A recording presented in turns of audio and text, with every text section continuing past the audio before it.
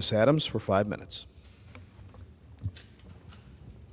Mr. Speaker, today I rise to celebrate the first day of Black History Month and to honor the Greensboro Four for exemplifying this year's Black History Month theme, Black Resistance.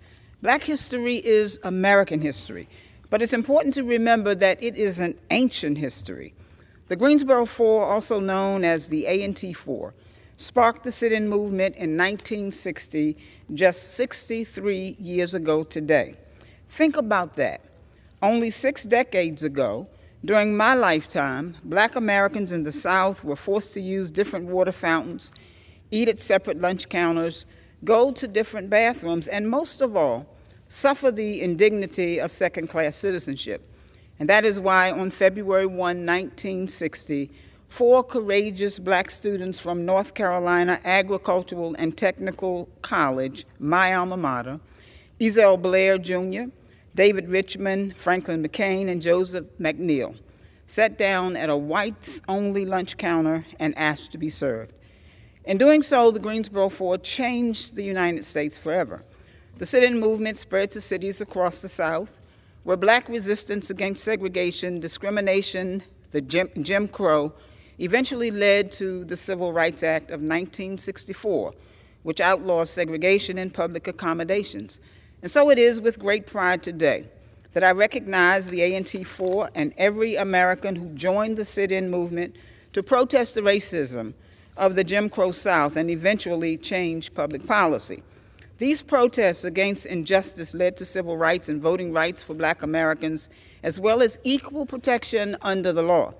And whether it was at the Woolworths counter, or on a bus in Montgomery, or in a jail cell in Birmingham, or on a bridge in Selma, Alabama, or on the steps of the Lincoln Memorial, or a Baptist church in Atlanta, or in St. Louis, Missouri courthouse before the Civil War, or at a slave rebellion in Southampton County, Virginia, in the antebellum South, Black resistance has nourished and slowly worked to protect American democracy.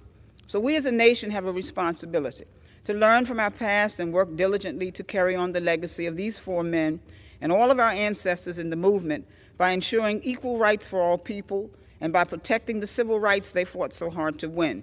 Black history is more important than ever, and if it weren't so important, they wouldn't try to stop us from teaching it. Last month, Florida schools announced they would not teach an advanced placement course in African American history. The state of Florida's letter to the College Board claimed the course lacks educational value. I disagree. We can't afford to remove critical thinking from our curriculum. Our students won't understand American history without understanding African American history, and those who don't understand history, Mr. Speaker, are doomed to repeat it.